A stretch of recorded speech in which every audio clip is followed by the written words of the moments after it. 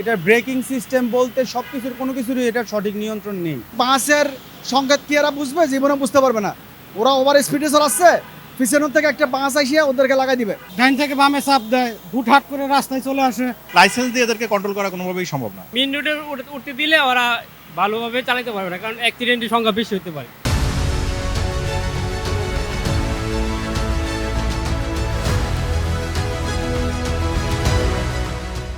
দর্শক, আবারও স্বাগত জানিয়ে শুরু করছি বাংলা অ্যাফেয়ার্সের বিশেষ আয়োজন পাবলিক অ্যাফেয়ার্সে। সাথে আছি আমি ইমামুল হাসান।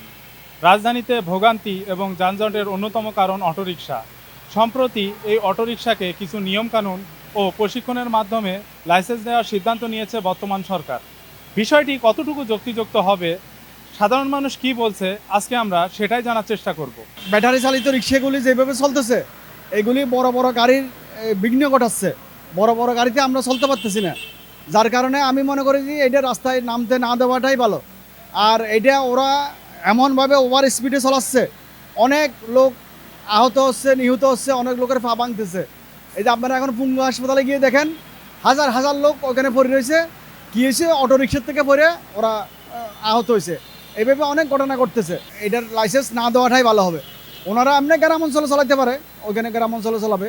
প্রশিক্ষণ দিলে তো এরা বড় রাস্তায় চালাবে। ওরা ওই যে বাসের সংকেত কি এরা বুঝবে? জীবনে বুঝতে পারবে না। ওরা ওভার স্পিডে চালাচ্ছে, পিছনের থেকে একটা বাস আসিয়া ওদেরকে লাগাই দিবে, যার কারণে ওরা কিছুই করতে পারবে না। ওই আমার অ্যাক্সিডেন্টের হাত থেকে বাঁচার কোনো উপায় নাই। ওদেরকে যদি রাস্তায় নামানো হয়, অনেক লোক পঙ্গু হবে। লাইসেন্স দেওয়ার ক্ষেত্রে সেটা আমি মনে করি যৌক্তিক। আর বিশেষ করে যে চালক আছে তারা হয়তো অযৌক্তিক, কারণ তারা কোনো নিয়ম শৃঙ্খলা মানে না। তাদের জন্য দেশে অনেক অ্যাক্সিডেন্ট বা অনেক কিছু হইতেছে।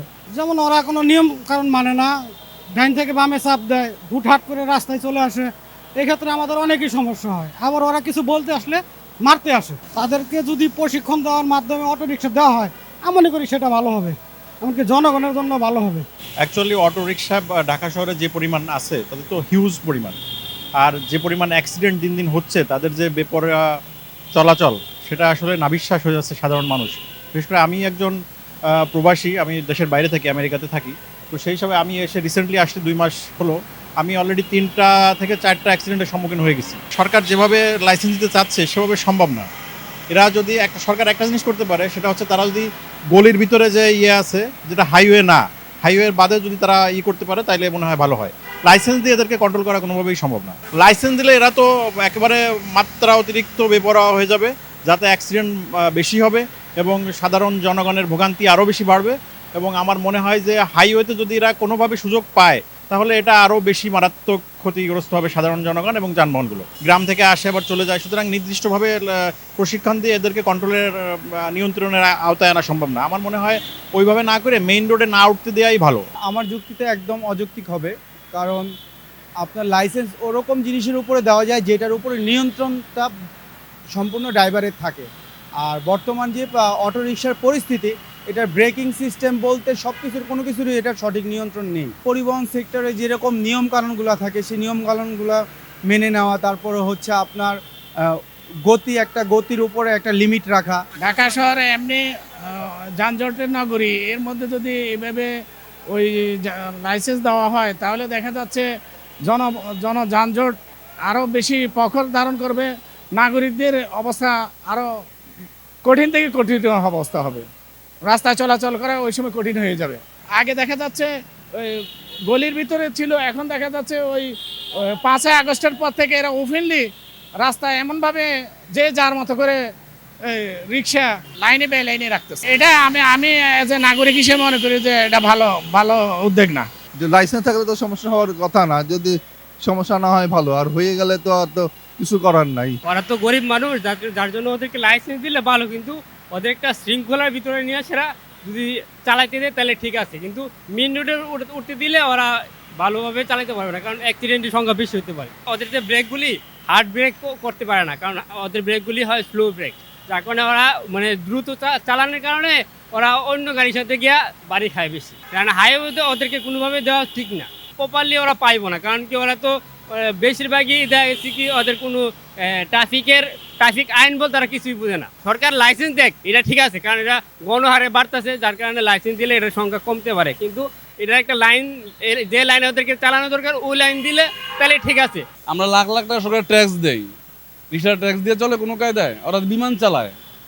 লাইসেন্সটা খুব অবশ্য লাইসেন্স দেওয়াটা ভালো, যদি আপনার ট্যাক্স নেয়, যেমন প্রাইভেট ট্যাক্স নেয় সরকার প্রতি বছর 40 বছর ট্যাক্স নেয়, ট্যাক্স ধরে তাইলেও নিতে আসবে না কোনো কায়দায় ওদের। আমরাও ভয় পাই, কারণ আমার রোগ উঠলেই 50,000 নাই, ও তো ওইটা না। লাইসেন্স দিলে ওইখানে টিকবে না, করবে সাহস পায়। লাইসেন্স করে যদি হয় তাহলে আমার তো পুলিশে লাইসেন্স করুক, সমস্যাটা কি? সরকার মনে করতে লাইসেন্স দিয়ে ভালো হবে, করুক সরকার, সমস্যাটা কি? কিন্তু লাইসেন্স ওরা নিয়ন্ত্রণ মানবে না ওরা।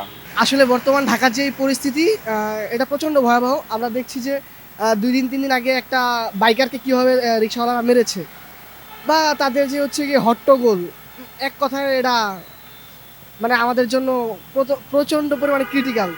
রাস্তাঘাটে বের হওয়া যায় না, বাসা থেকে বের হইলে একের উপর এক রিক্সা, মানে এমন একটা অবস্থা যে মানে কিছু বলার নাই। তাদেরকে বললেই তারা হাই হই করে রাস্তায় নেমে যায়, লাঠি লুটা নিয়ে বের হয়ে যায়, এমন একটা অবস্থা। তাদের যে একটা নির্দিষ্ট জায়গা দিয়েছে, সেই জায়গা ছাড়া তারা প্রতিনিয়তই রাস্তায় মানে হাইওয়েতে চলে যাচ্ছে, যেটা কিনা তাদের রুলসের বাইরে। বাট আমি চাই যে একটা সুন্দর সুশৃঙ্খলভাবে এটা শেষ করা হোক, দমন করা হোক।